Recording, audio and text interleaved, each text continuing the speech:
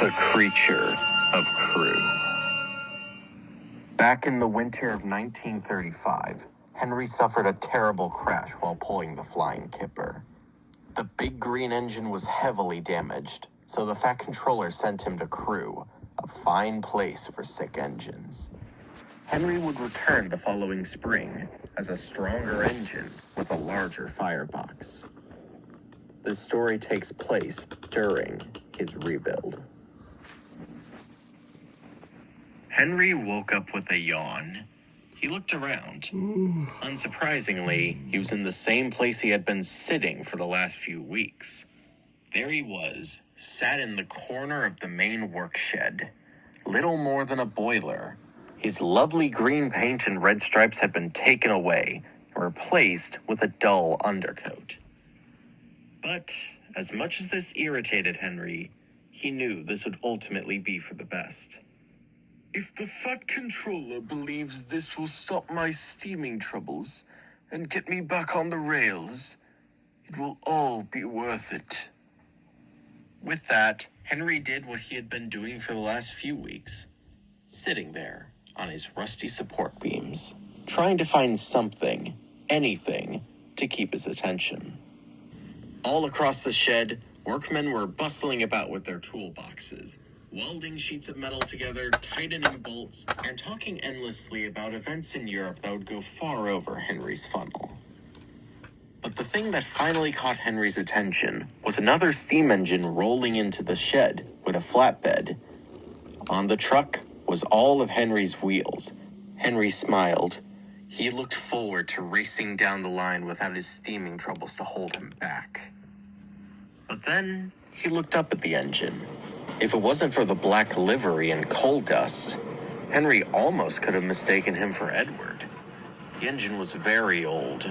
Its parts were clearly worn, and the engine gave off a horrible clanking noise. Though that wasn't from the engine moving. As Henry looked closer, it almost looked as if the engine was shivering. Hello there. Are you feeling all right? The engine suddenly jolted backwards. Don't just... Sorry. I'm fine. The engine very clearly wasn't. His weary old eyes had dilated, and his face was nearly as white as snow. Is something the matter? Not that it's any of your business. I don't particularly like working here after dark. Really? I always found night shifts to be quite calming. The engine looked annoyed that Henry didn't understand, but then that annoyance was overridden by fear. It's not the work itself. It's this place. Strange things can happen here. Henry cocked an eyebrow. Like what exactly? The engine froze for a second. His eyes darted around the room, as if he was surveying the perimeter, to make sure no one was listening in on their conversation. You can't just ask a question like that. It may be watching. Who? The creature. The creature? What the devil is that? Well, that's at least what I call it. Different workers have different names for it, but most don't even believe it exists. But I do. I know it does. I've seen what it does. And this is the story the old engine told. It was midnight at Crewe. The old engine was arranging trucks in a nearby siding. The trucks shunted into each other one by one. Clang, clang, clang. The engine smiled. He always enjoyed shunting. He would arrange his trucks to a rhythm. The trucks appreciated this, so they didn't play any tricks on him. Once more, he bumped into them. Clang, clang, clang. But then he'd heard a different noise. A tap, tap, tapping. He looked back. He couldn't see anything.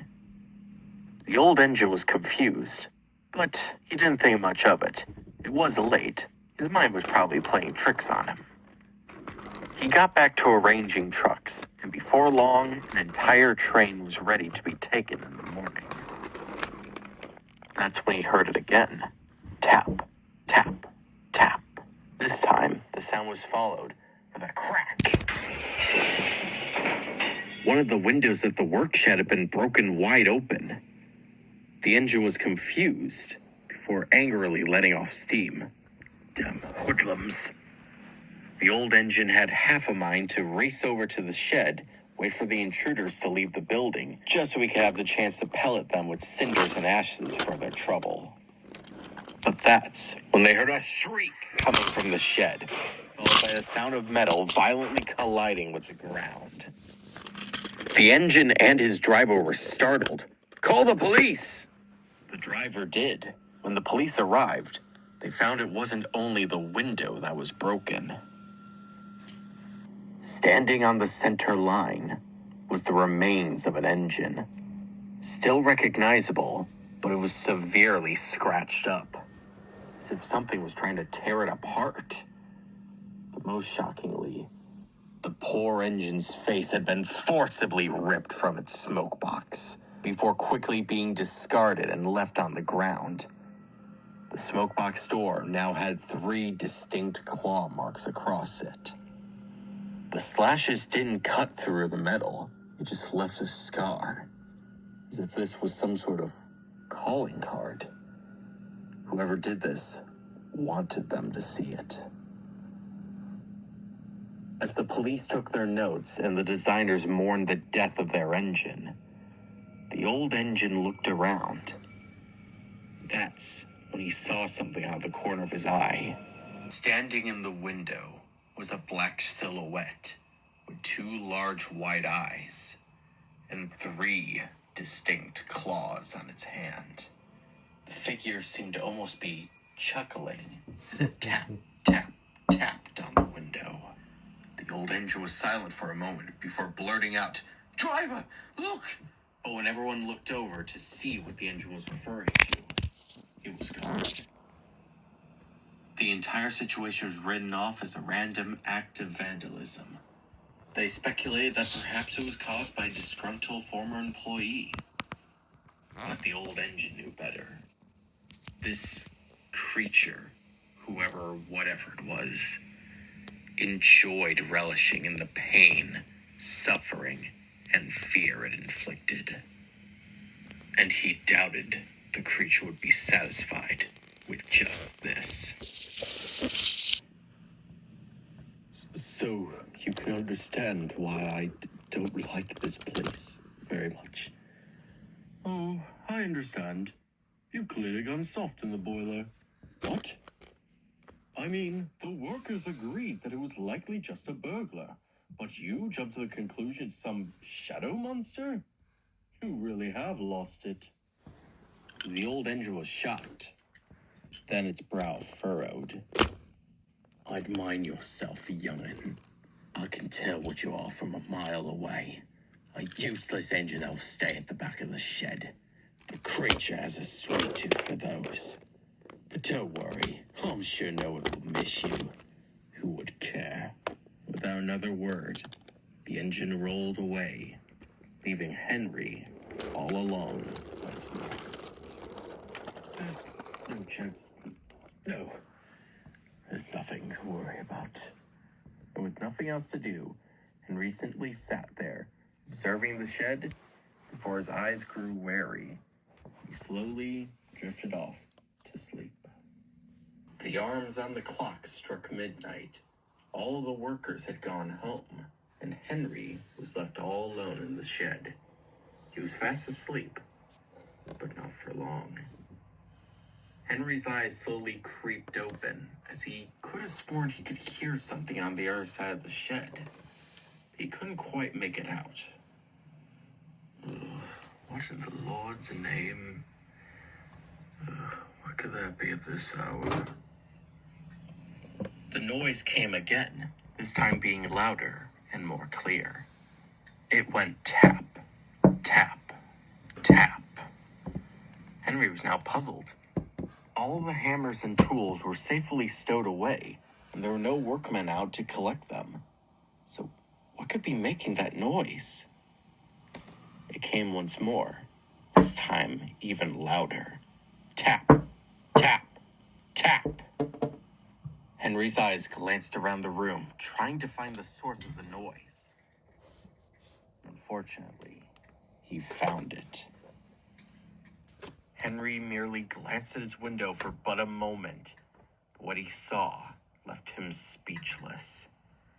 There was a slim, shadowy figure with 2 pale white eyes and 3 distinct claws, staring right back at him. The creature continued to tap on the window. Tap, tap, tap. The glass began to crack, but the creature didn't stop. He just continued to tap, tap, tap. Clearly, it wanted in. Henry, on the other buffer, wanted nothing more than to leave, but he had no reels to run with. He wanted to blow his whistle to call for help, but he had no steam to blow it with. The only thing Henry did have to avoid his inevitable fate was his words. Please, leave me alone. I haven't done anything to you. Please, just leave me be. Unfortunately, the shadowy cryptid didn't seem to be listening. It simply continued to tap, tap, tap on the window, cracking it even more. Finally, with one last hard tap on the window, the glass shattered into a million pieces. The dark figure crawled through the window. Its limbs were long and thin. Its chest looked almost as if its ribs could rip out at any moment. Anyone would have thought this creature would be in pain. But by the look in its eye, it only looked giddy at the thought of ripping Henry apart, bolt by bolt. Henry felt as if his boiler was turning to ice. Was this really how it was going to end? After all of his steaming troubles, after all of his struggles, he was finally about to get a chance to be really useful, only for it to be taken away by this damn creature.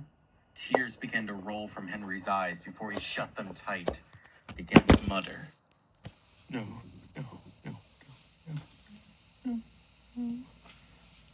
Henry, with his eyes shut tight, could only see darkness as he heard the creature slowly limp its way towards him. What Henry believed could be his final moments. He thought back at his life. He remembered all the insults. You're too fat. You need exercise. Rubbish, Henry. You don't work hard enough. I can tell what you are from a mile away. A useless engine that will stay at the back of the shed. You're too expensive, Henry. You've had lots of new parts and a new coat of paint, but it's done no good. I suffered dreadfully, and no one cares. Henry felt himself cry harder. Was this how everyone would remember him when he was gone? Would he be nothing more than a worthless engine? That's when Henry remembered something else. With Welsh coal, Henry would be a different engine. It's expensive, but Henry deserves a fair chance. The Fat Controller. He wanted me to have a fair chance, no matter how expensive it was. Henry thought more. He thought about how Edward showed him compassion, even when he was locked in the tunnel. He remembered how astonished Thomas was when he first raced down the line with Welsh coal. And he remembered traveling buffer to buffer with Edward and Gordon back to the sheds after being let out. They all cared. They wanted me to be a really useful engine. Even Thomas and James. They thought if I worked hard, I could be a really useful engine. Henry felt a warmth flow through his boiler before loudly announcing, No! The creature flinched back. I am not useless. I would not be forgotten, and I am not yours to destroy. So I will tell you this once more, you damn demon. Leave me alone! Without any further warning, Henry's whistle blared loud and long, warding off the demon and sending it back into the night of which it came. After that, there was an astonishing silence, followed by, Henry? Henry? Henry! Wake up! Henry's eyes widened. He looked around. It was the middle of the day? Blimey, Henry, I've been trying to wake you up for the past 10 minutes. Good blimey, it's about time you wake up. I tried blowing your whistle, calling your name, and even tapping on your frames, but you still wouldn't wake up. Anyway, for whatever reason, the Fat Controller wanted to leave your livery up to you. I don't get what you Sodor engines do. Over here, engines just take whatever paint they get.